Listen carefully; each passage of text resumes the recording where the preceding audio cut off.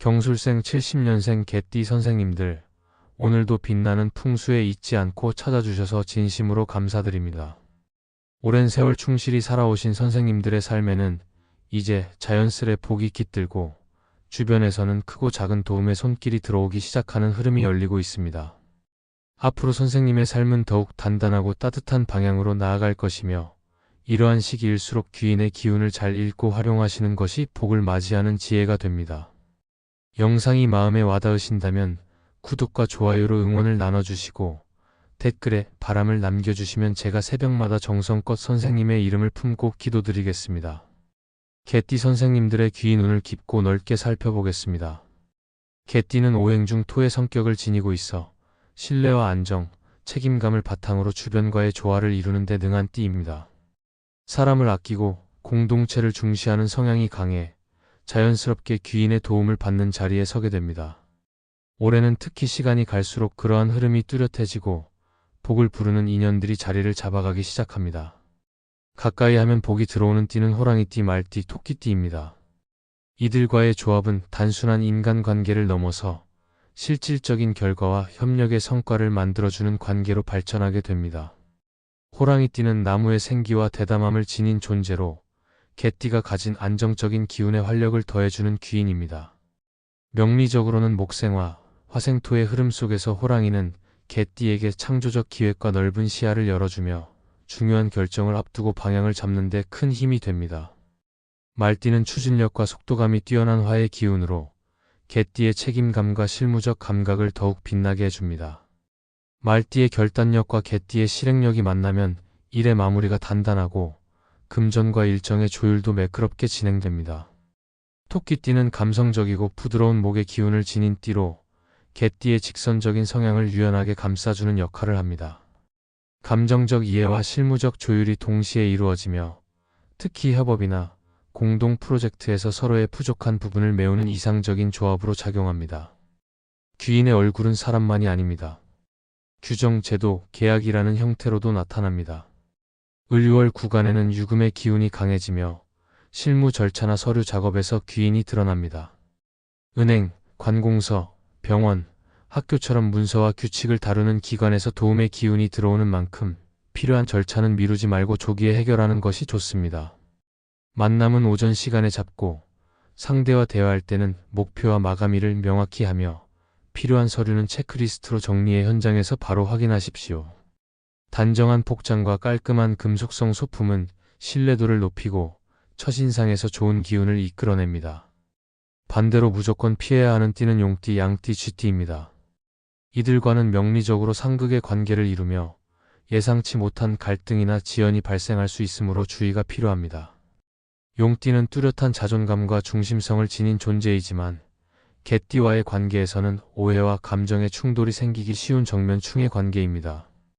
감정이 고조되면 말보다 감정이 앞서는 흐름이 되므로 중요한 일을 함께하기에는 적합하지 않습니다. 양띠는 부드럽고 감성적인 듯하지만 실질적으로는 개띠와의 소통에서 작은 오해가 쌓일 수 있는 상극의 구조를 가집니다. 특히 감정 표현의 방식이 달라 뜻하지 않은 거리감이 발생하기 쉽습니다. 쥐띠는 정보와 판단력이 뛰어난 수의 기운이지만 개띠와는 책임의 경계가 애매해지면서 금전 문제나 일정 조율에서 혼란이 잦아질 수 있습니다.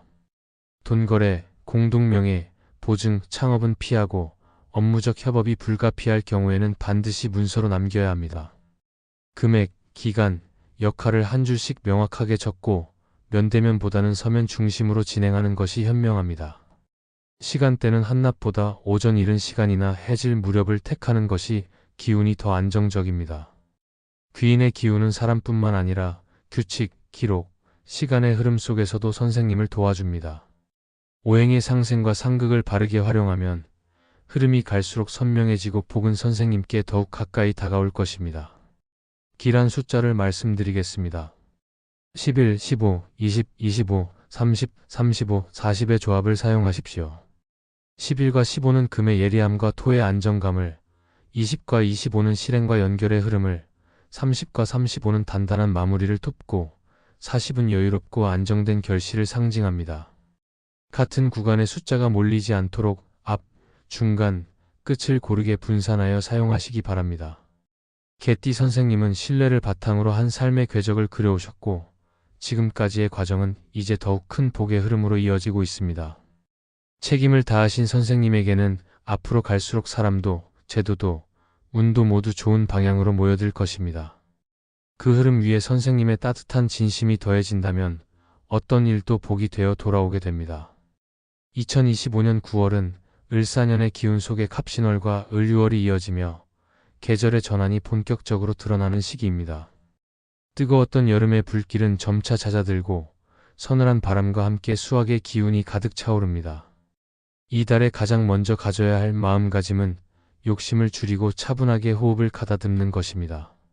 서두르는 발걸음은 오히려 작은 기회를 놓치게 하고 지나친 집착은 눈앞의 복을 가려버립니다. 그러므로 조용히 자신을 살피고 주변과 더불어 흐름을 맞추는 지혜가 필요합니다. 이 시기에 귀인운은 특히 중요한 자리를 차지합니다. 갑신월의 금기운은 날카로움과 질서를 강조하고 을유월은 정밀함과 구체적인 판단을 부각시킵니다. 이때 나타나는 귀인은 단순히 도움을 주는 사람이 아니라 내 삶에 막힌 길을 뚫어주고 새로운 문을 열어주는 존재입니다.